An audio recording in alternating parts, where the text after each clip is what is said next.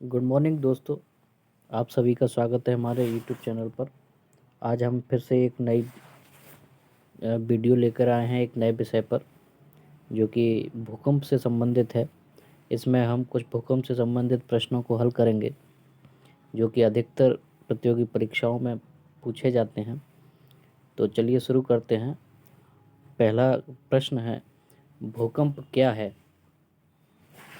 ज्वालामुखी विस्फोट, पृथ्वी की सतह के कंपन, चट्टानों का गलना और चट्टानों का निर्माण। इसका आंसर होगा पृथ्वी की सतह के कंपन।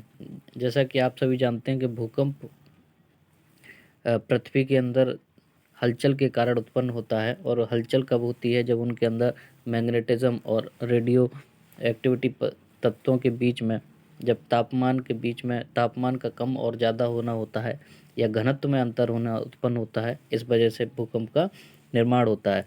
या फिर एक प्लेट टेक्टोनिक गतिविधि की वजह से, जब प्लेटों के बीच में आपस में रगड़ होती है, या फिर अवक्षेपण या सबडक्शन जैसी घटना घटती है, इसकी वजह से भी भूकंप का निर्माण होता है। तो इसका सही आंसर होगा पृथ्वी की सतह का कंपन। भूकंप पृथ्वी की सतह पर अचानक होने वाले कंपन हैं, जो टेक्टोनिक प्लेटों की गति के कारण उत्पन्न होते हैं। दूसरा प्रश्न है, भूकंप को मापने के लिए किस यंत्र का प्रयोग किया जाता है? बैरोमीटर, सेस्मोग्राफ, थर्मामीटर या अल्टीमीटर। बैरोमीटर से हम जो है वायु के दाब को नापते हैं, वायु दाब को मापा जाता है। सेस्मोग्राफ से हम भूकंप को मापते हैं, और थर्मामीटर से हम किसी भी तत्व की या किसी भी वस्तु के तापमान की जानकारी को प्राप्त करते हैं, और अल्टीमीटर से समुद्र स्थल से किसी वस्तु की या किसी प्राकृतिक जो स्थलाकृति है उसकी ऊंचाई को मापा जाता है। तो इसका सही आंसर होगा बी, सिस्मोग्राफ। सिस्मोग्राफ भूकंप के कंपन और तीव्रता को मापने वाला उपकरण है। तीसरा प्रश्न है, भूकंप की तीव्रता मापने की स्केल कौन सी है? Richter scale, Beaufort scale, Mohs scale या टॉर स्केल। देखिए, भूकंप की तीव्रता या भूकंप को मापने के दो स्केल यूज में लिए जाते हैं। एक होता है रिक्टर स्केल और दूसरा होता है मर्केली स्केल। तो जब भी हम भूकंप की तीव्रता या ऊर्जा या शक्ति को मापने के लिए अगर हम किसी स्केल का यूज़ करते हैं, तो वो रिक्टर स्केल होता है, जिसमें एक से लेकर 10 तक नंबर लिखे होते हैं, और उसी नंबरों के आधार पे हम उसकी तीव्रता को मापते हैं रिक्टर स्केल के माध्यम से।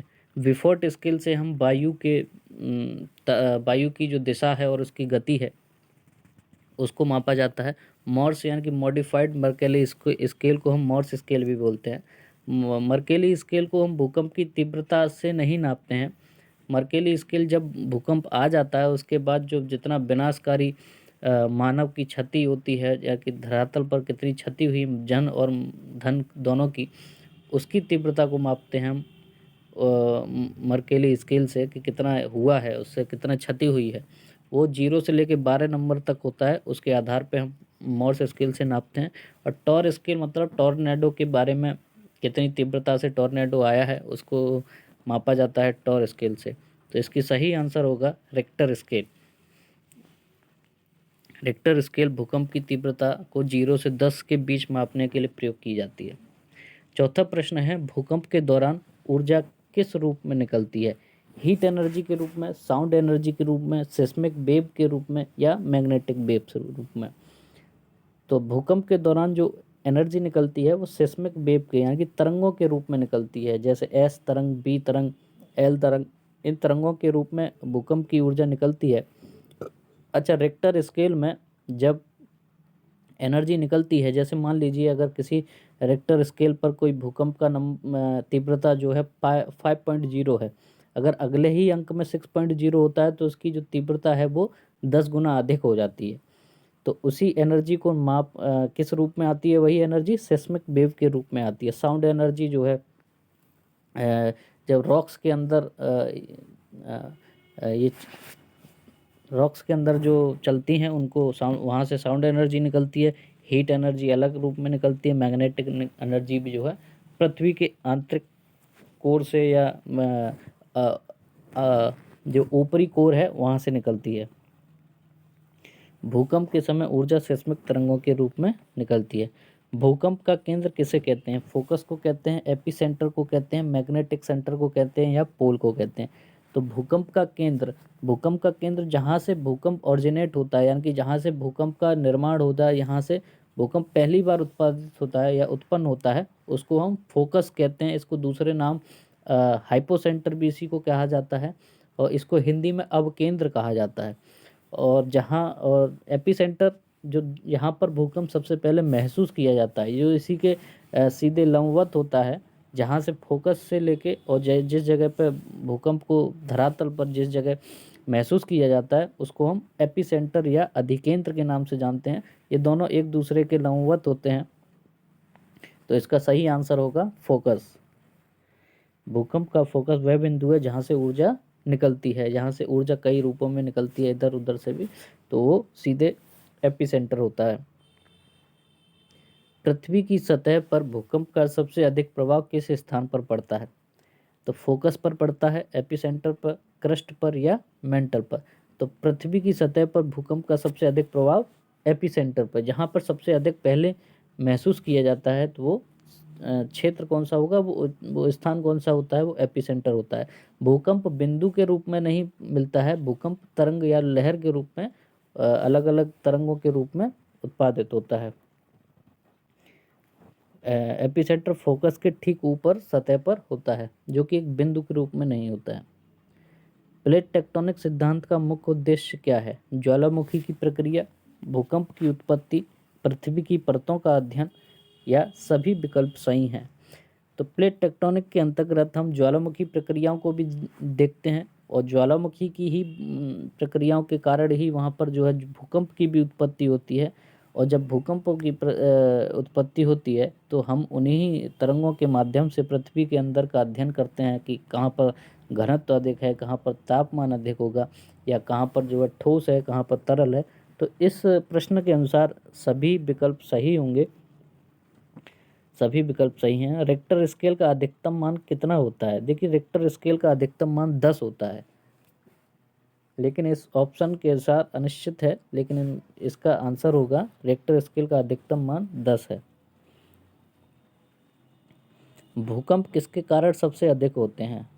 चट्टानों की भ्रंश रेखा के कारण, ज्वालामुखी के कारण, सुनामी के कारण, या बाढ़ के कारण?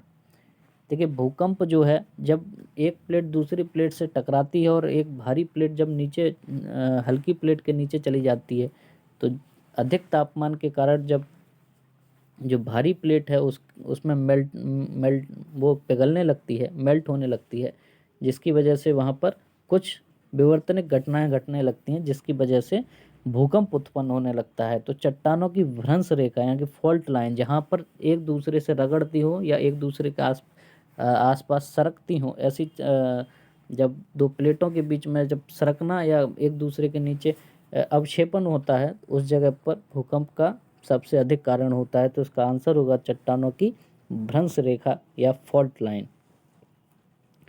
सुनामी का कारण मुख्यतः क्या होता है? समुद्र तल पर भूकंप, ज्वालामुखीय विस्फोट, चक्रवात, या तूफान?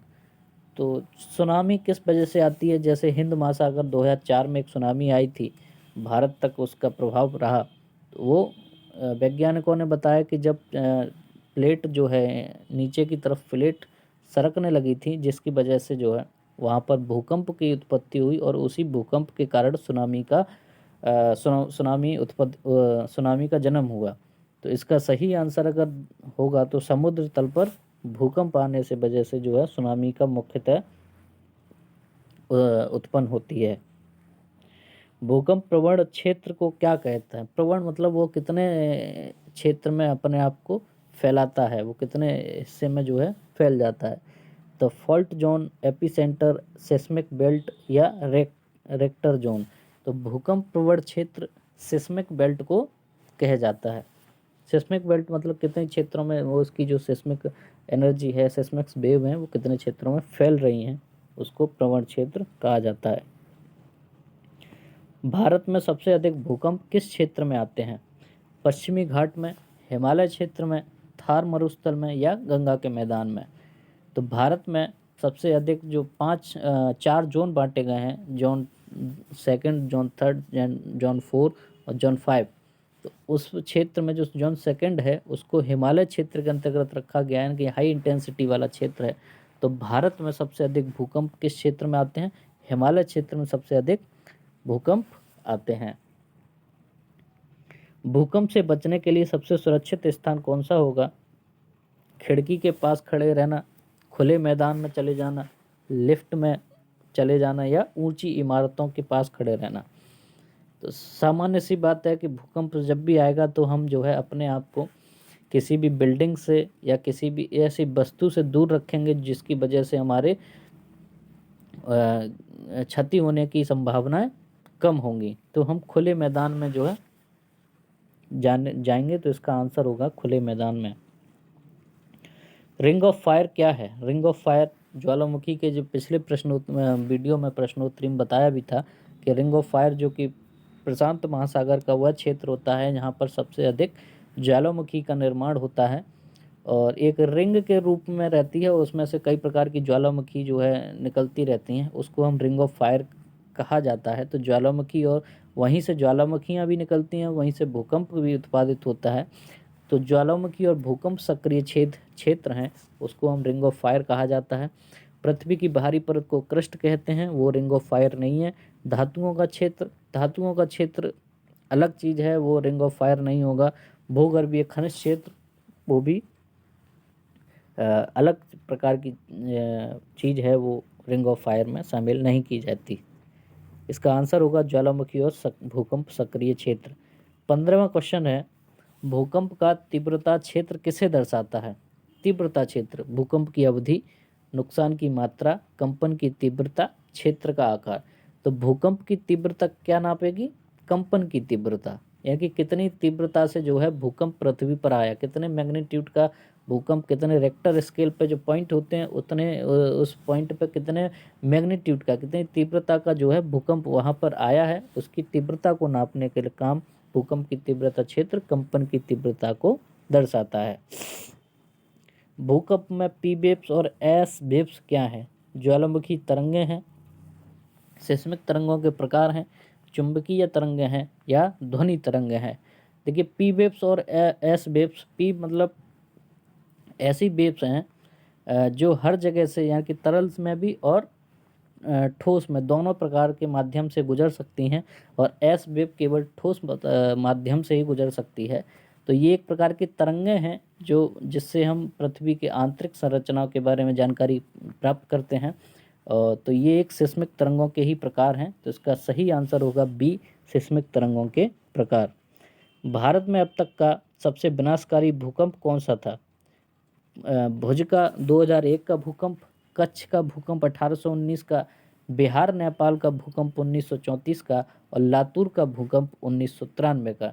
तो भारत का अभी तक का सबसे विनाशकारी जो भूकंप है वो बिहार और नेपाल का भूकंप 1934 है, जिसमें लगभग 8.0 रेक्टर की स्केल पे भूकंप आया था और भारी तबाही हुई थी। अगला प्रश्न है, 2001 का भुज भूकंप किस राज्य में हुआ था? 2001 का जो भुज भूकंप हुआ वो गुजरात के राज्य में हुआ। भुज जो है गुजरात का एक ज़िला है, उसी राज्य में जो है, उसी ज़िले में जो है भूकंप आया था 2001 में। तो इसका सही आंसर होगा गुजरात। यह भूकंप 26 जनवरी 2001 को आया था और इसकी तीव्रता 7.7 रेक्टर पर थी। लातूर महाराष्ट्र में एक जगह है, उस जगह पे भूकंप आया था 1993 में। तो इससे महाराष्ट्र इसका सही आंसर होगा। इसका महाराष्ट्र किस क्षेत्र को प्रभावित करता है? तो वह महाराष्ट्र क्षेत्र को अधिक प्रभावित किया 1993 में लातूर भूकंप क्षेत्र ने, जिसमें 10,000 से अधिक लोगों की जान गई थी। भारत का सबसे पुराना दर्ज भूकंप कौन सा है? 1819 का कच्छ भूकंप, 1905 का काठमांडू का भूकंप, 1897 का शिलोंग का भूकंप या 1934 का बिहार नेपाल भूकंप। जैसे अभी बिहार नेपाल भूकंप का बताया था जिसमें 8.8 रेक्टर स्केल का भूकंप आया था। तो इसमें 1819 का कच्छ का भूकंप भारत का सबसे दर्ज पुराना भूकंप है। अगला प्रश्न देखते हैं, 1897 का शिलोंग भूकंप किस क्षेत्र में अधिक महसूस किया? शिलोंग मेघालय की राजधानी है। 1857 में का जो शिलोंग का भूकंप आया, यानी कि वो मेघालय में आया था। मेघालय शिलोंग की राजधानी, मेघालय की राजधानी शिलोंग है, जो कि पूर्वोत्तर भारत, जिसमें हम 7 सिस्टर हैं, अरुणाचल प्रदेश, नागालैंड, मणिपुर, मिजोरम, असम और मेघालय।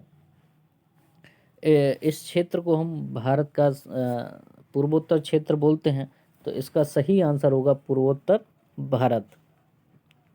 अगला, यह भूकंप भारत के मेघालय क्षेत्र में आया था, जिसकी तीव्रता 8.1 थी। अगला प्रश्न है, 1934 के बिहार नेपाल भूकंप के दौरान गंगा के मैदान में क्या घटना हुई थी? बड़ी दरारें बनी थी, नदियों का बहाव बदल गया था, या जल भराव की स्थिति, या सभी सही हैं?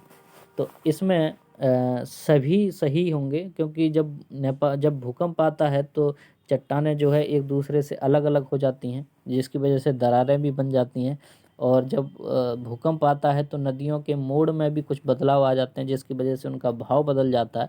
बहाव मतलब उनका जो फ्लो था एक तरफ से, वो जब टेक्टोनिक गतिविधियों की वजह से उनमें थोड़ा सा भी चेंज होता है, तो उनके ढाल में परिवर्तन होने लगता है, जिसकी वजह से उनका फ्लो भी बदल जाता है नदियों का।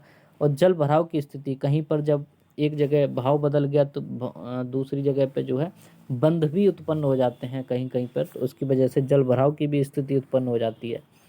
तो इसमें सभी सही होंगे। वहाँ पर बड़ी दरारें बनी, नदियों का बहाव बदल गया और जल भराव की स्थिति भी उत्पन्न हो गई थी।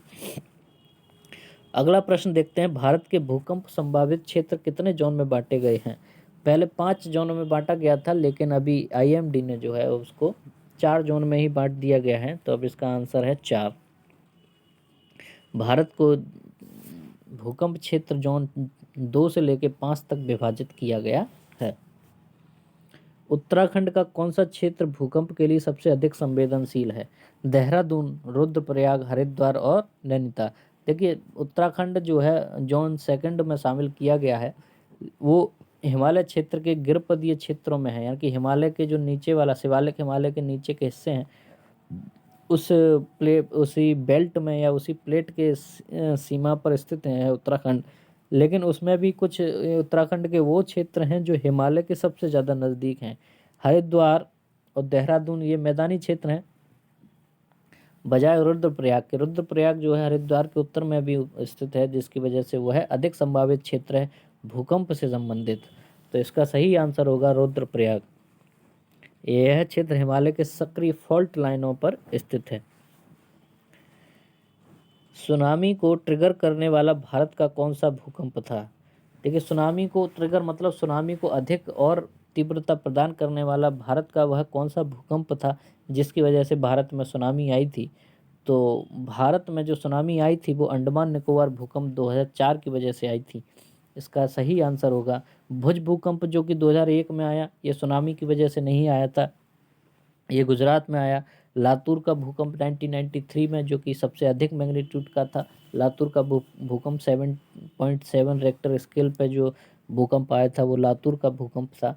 बिहार नेपाल भूकंप अभी बताया था, सबसे अधिक विनाशकारी भूकंपों में अगर कोई भूकंप शामिल है तो 1934 का बिहार नेपाल भूकंप शामिल है, जिसमें 8.4 रेक्टर स्केल का भूकंप आया था। तो अंडमान और निकोबार भूकंप, जो कि इंडोनेशिया और उस क्षेत्र से जब सुनामी आई थी भारत में, तो उसको ट्रिगर करने के लिए अंडमान निकोबार भूकंप जो 2004 में आया था, इसका सही आंसर होगा, जिसकी वजह से बहुत हमारा भारत का जो इंदिरा पॉइंट है, जो कि सबसे दक्षिणतम बिंदु है, वो पूरी तरीके से डूब गया इसी सुनामी की वजह से। यह भूकंप हिंद महासागर सुनामी में पैदा की थी। भारत का कौन सा क्षेत्र सबसे अधिक भूकंप प्रवण क्षेत्र है? पूर्वोत्तर भारत, दक्षिण भारत, पश्चिमी भारत या मध्य भारत? तो सबसे अधिक भारत का सबसे अधिक भूकंप प्रवण क्षेत्र वह क्षेत्र होगा जो हिमालय फॉल्ट लाइन के आसपास का क्षेत्र होगा। तो दक्षिण भारत हिमालय से बहुत दूर है, तो इतना ज़्यादा प्रभावित क्षेत्र नहीं है। पश्चिमी भारत भी अभी उतना ज़्यादा भूकंप से संबंधित फॉल्ट लाइन के नज़दीक नहीं है। हालांकि थार मरुस्थल जो है पूरी तरीके से स्टेबल है, वहाँ पर भूकंप की तीव्रता बहुत ही नगण्य है, वहाँ भूकंपों की मात्रा भी बहुत कम होती है पश्चिम भारत में। मध्य भारत जो कि पूरी तरीके से पठारी भारत है, वहाँ पर भूकंप उतनी अधिक मात्रा में नहीं आते हैं, भूकंप आने के वहाँ पर संभावनाएं भी बहुत निम्नतम है। लेकिन पूर्वोत्तर भारत जो कि हिमालय के सबसे नज़दीकी क्षेत्रों में आता है, तो भारत का सबसे अधिक भूकंप प्रवण क्षेत्र पूर्वोत्तर भारत होगा। तो सही आंसर इसका ए है। भूकंप के दौरान सबसे सुरक्षित उपाय क्या होगा? इमारत से बाहर निकलना, टेबल के नीचे छिपना, खिड़की के पास खड़े होना या लिफ्ट का उपयोग करना। साधारण सा सवाल है, सभी के इसका आंसर पता होगा, और ये तो एक सरकार की तरफ से ऐसी एडवाइजरी भी जारी की जाती है कि भूकंप के समय पे अपने आप को कैसे सुरक्षित रखा जाए। तो इसका सही आंसर है टेबल के नीचे छिपना, जिसकी वजह से अगर कोई भारी वस्तु अगर कहीं आपके गिर भी जाए तो वो आपको क्षतिग्रस्त ना करे, जबकि आपको बचा जा सकता है। तो इसका सही आंसर होगा टेबल के नीचे छिपना। भारत में भूकंप का अध्ययन और पूर्वानुमान कौन करता है? इसरो, आईएमडी, एनडीआरएफ या आईआईटी? इसरो, जैसा कि आप सभी जानते हैं, इसरो तो हमारा अंतरिक्ष स्पेस एजेंसी है, जिसकी वजह से हमारे भारत में कम्युनिकेशन और रक्षा क्षेत्र में, मेडिकल क्षेत्र में या टेलीकॉम क्षेत्र में बहुत या फिर दूसरे अन्य ग्रहों की जानकारी को प्राप्त करने के लिए इसरो का अपने अपने क्षेत्र में सैटेलाइट और अन्य प्रयोग टेक्नोलॉजी के माध्यम से उपयोग करते हैं। तो वो भी किसी मात्रा में हमारे भूकंप के लिए कुछ सैटेलाइट को इस्तेमाल करते हैं। लेकिन अध्ययन और पूर्वानुमान कौन जारी करेगा? ये आईएमडी करता है, इंडियन मेट्रोलॉजिकल डिपार्टमेंट, यानी कि भारतीय मौसम विभाग भारत का भूकंप का अध्ययन और पूर्वानुमान करने के लिए सबसे अधिक कारगर साबित होता है। एनडीआरएफ हमारी भारत की ये दस्तावेज वो है जिसकी वजह से जहाँ कहीं भी घटनाएं घटती हैं तो वहाँ पर रेस्क्यू ऑपरेशन जारी करने के लिए एनडीआरएफ का प्रयोग किया जाता है। और आईआईटी हमारे यहाँ के इंडियन इंस्टीट्यूट ऑफ टेक्नोलॉजी, यहाँ की ये एक इंस्टीट्यूशन है जिसमें हमारे यहाँ टेक्नोलॉजी की शिक्षा प्रदान की जाती है। तो इसका सही आंसर होगा आईएमडी, भारतीय मौसम विभाग भूकंप का डेटा रिकॉर्ड करता है और उसका अध्ययन करता है।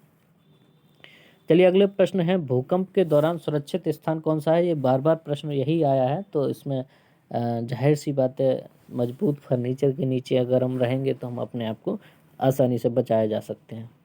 अगला प्रश्न है, भूकंप से बचने के लिए बनाई गई इमारतों में कौन सी तकनीक उपयोगी है? देखिए, जिस प्रकार से जब भारत में भूकंप अधिक मात्रा में आया, जब भुज का भूकंप 2001 में आया, तो कुछ बिल्डिंग कोड को फिर लागू किया गया भारत में। तो उन्हीं बिल्डिंग कोडों के हिसाब से जो है कुछ तकनीकों को यूज़ किया गया कि भूकंप रोधी बिल्डिंगों को कैसे बनाया जाए, कि जब भी भूकंप आए तो अधिक से अधिक ऐसी बिल्डिंगों का इस्तेमाल किया जाना चाहिए जो भूकंप रोधी हों, या कि भूकंप आने की वजह से उनमें कोई ध्वस्तता या उनके बीच में कोई किसी प्रकार की क्रैक ना आए, जिसमें यही steel structure, flexible foundation, damper तकनीक या इन सभी को। तो ये सभी ऐसी तकनीक हैं जिसकी वजह से हम भूकंप से खुद को बचाव रख सकते हैं, या फिर बिल्डिंग को इस प्रकार से निर्मित कर सकते हैं जिससे भूकंप आने की वजह से भी वह बिल्डिंगों के ऊपर, या भूकंप आने की वजह से बिल्डिंग किसी प्रकार से प्रभावित ना हो। तो इसमें स्टील स्ट्रक्चर, फ्लेक्सिबल फाउंडेशन और डैम्पर तकनीक, इन सभी का प्रयोग किया जाता है। तो इसका सही उत्तर होगा, सही विकल्प सही है। भूकंप रोधी तकनीक में फ्लेक्सिबल फाउंडेशन, डैम्पर जैसे उपाय शामिल किए जाते हैं। NDRF national disaster response force की स्थापना कब की गई थी? तो 2001 में की गई थी, 2005 में, या 2010 या 2015 में? तो एनडीआरएफ की जो स्थापना की गई है वो 2005 में की गई है। एनडीआरएफ हमारे यहाँ जो नेशनल केंद्र सरकार है उसकी तरफ से टास्क फोर्स है, जो कहीं भी किसी प्रकार की जब प्राकृतिक घटनाएं घटती हैं, उसमें चाहे वो बाढ़ आ जाए या सुनामी आ जाए या भूकंप आ जाए या चक्रवात आए या अन्य प्रकार की किसी भी, या लैंडस्लाइड हो या अन्य प्रकार की प्राकृतिक घटनाएं हो, या किसी भी अप्राकृतिक घटनाओं में भी एनडीआरएफ और स्टेट की एसडीआरएफ टीमों को भेजा जाता है, जिससे कि वहाँ पर रेस्क्यू ऑपरेशन को जारी किया जा सके। और सुरक्षित लोगों को बचाया जा सके, लोगों को और सुरक्षित वहाँ से निकाला जा सके। तो इसका सही आंसर होगा 2005। आपदा प्रबंधन अधिनियम 2005 के तहत एनडीआरएफ की स्थापना की गई थी। अगला प्रश्न है, भूकंप के बाद सबसे पहले कौन सी प्रक्रिया अपनानी चाहिए? अपने स्थान से बाहर निकल जाना चाहिए, गैस और बिजली बंद करना चाहिए, पानी का भंडारण करना चाहिए, या बचाव दल की प्रतीक्षा करना चाहिए?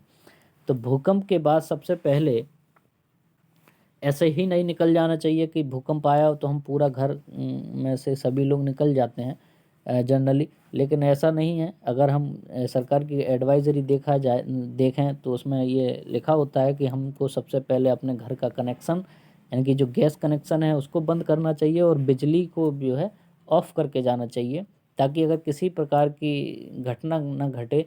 अगर मान लीजिए भूकंप आ भी गया तो किसी भी प्रकार से शॉर्ट सर्किट ना हो जाए, जिससे कि पूरी संपत्ति को नुकसान हो सके, या गैस का लीकेज होने से पूरी संपत्ति ख़त्म हो सकती है। तो सबसे पहले हम गैस और बिजली बंद करके उसके बाद हमको घर से बाहर निकलना चाहिए। भूकंप के खतरे वाले क्षेत्रों में किस प्रकार की संरचना अधिक उपयुक्त होती है? भारी संरचना, हल्की और लोचदार संरचना, लोचदार यानी कि फ्लेक्सिबल स्ट्रक्चर, कंक्रीट और मजबूत संरचना, या गगनचुंबी इमारत? तो हमको जब भूकंप के सबसे खतरे वाले क्षेत्रों में हल्की और लोचदार संरचनाओं का निर्माण करना चाहिए, जिसकी वजह से अगर किसी प्रकार की घटना होती है तो आसपास के जितने भी वहाँ पर घर हैं या आसपास की बिल्डिंगें हैं या लोग हैं, उन पर अधिक कोई भारी मलबे जैसा कुछ न गिरे, और हल्की संरचना रहेगी तो उसको हम फिर से जो है रिकंस्ट्रक्ट करने में भी आसानी रहेगी। अगला है, भूकंप के प्रभाव को कम करने के लिए कौन सा उपाय प्रभावी है? प्रारंभिक चेतना प्रणाली, भूकंप रोधी भवन निर्माण, आपदा जागरूकता कार्यक्रम, और या सभी विकल्प सही हैं? तो भूकंप के प्रभाव को कम करने के लिए हम प्रारंभिक चेतावनी प्रणाली को भी यूज़ कर सकते हैं, भूकंप रोधी भवन निर्माण का भी इस्तेमाल करते हैं, और आपदा जागरूकता कार्यक्रम भी हमको रहना चाहिए। तो ये सभी विकल्प इसमें सही होंगे भूकंप के प्रभाव को कम करने के लिए। तो अगला प्रश्न देखते हैं, भारत में भूकंप रोधी निर्माण तकनीक को बढ़ावा देने के लिए कौन सी संस्थान काम करती है? तो CSIR करती है, BIS करती है, IMD करती है, या इसरो करती है? IMD हमारे यहाँ पर भूकंप की पूर्वानुमान के लिए या भविष्य में भूकंप में अध्ययन करने के लिए तो IMD का इस्तेमाल होता है, IMD संस्था जो है वो करती है। CSIR हमारे यहाँ पर साइंटिफिक रिसर्च के लिए एक संस्था है, वो साइंटिफिक रिसर्च करती है। इसरो जैसा कि अभी बताया स्पेस एजेंसी है, जिसकी वजह से कम्युनिकेशन और बाकी के अन्य वैज्ञानिक तकनीकों में इस्तेमाल करने के लिए ये संस्था का प्रयोग होता है। और BIS यानी कि ब्यूरो ऑफ इंडियन स्टैंडर्ड्स, ये जो भूकंप रोधी निर्माण तकनीक, जैसे किस प्रकार की बिल्डिंग बननी चाहिए, किस मटेरियल का इस्तेमाल होना चाहिए, यानी कि बिल्डिंग कोड का अगर किसी प्रकार से कैसे बिल्डिंग कोड को निर्मित किया बिल्डिंग कोड के माध्यम से बिल्डिंग का निर्माण करना चाहिए, वो BIS यानी कि ब्यूरो ऑफ इंडियन स्टैंडर्ड के माध्यम से किया जाता है। अगला प्रश्न है, भूकंप से संबंधित शिल्प शास्त्र के सिद्धांत किससे जुड़े हैं? ये पुराना इतिहास से संबंधित है। भूकंप से संबंधित शिल्प शास्त्र के सिद्धांत किससे जुड़े हैं? तो प्राचीन भारतीय वास्तुकला से, वैज्ञानिक उपकरण से, आपदा प्रबंधन से, या आध्यात्मिक अध्ययन से? तो इसका सही आंसर है प्राचीन भारतीय वास्तुकला से शिल्पशास्त्र में भूकंप के प्रभाव को कम करने के वास्तु उपाय वर्णित हैं। आज के लिए अभी इतना ही है। नेक्स्ट वीडियोज़ में एक दूसरा पार्ट भी लाएंगे, या अन्य किसी विषय पर भी जो है ऐसे ही प्रश्नोत्तरी को लेके आएंगे। लगातार हमारे चैनल पर बने रहिए। इस पर न केवल भूकंप और भूकंप के अलावा भी बहुत सारे विषयों के आपको प्रश्न मिलते रहेंगे, जो कि आपकी परीक्षाओं के लिए लगातार और बहुत अच्छे महत्वपूर्ण साबित होंगे। आप सभी का हमारे चैनल पर आने के लिए बहुत बहुत धन्यवाद। अगर आए हैं तो इसको कमेंट करिए, कहीं कोई गलती हो तो उसके बारे में भी बताइए, लाइक करिए, शेयर करिए। धन्यवाद।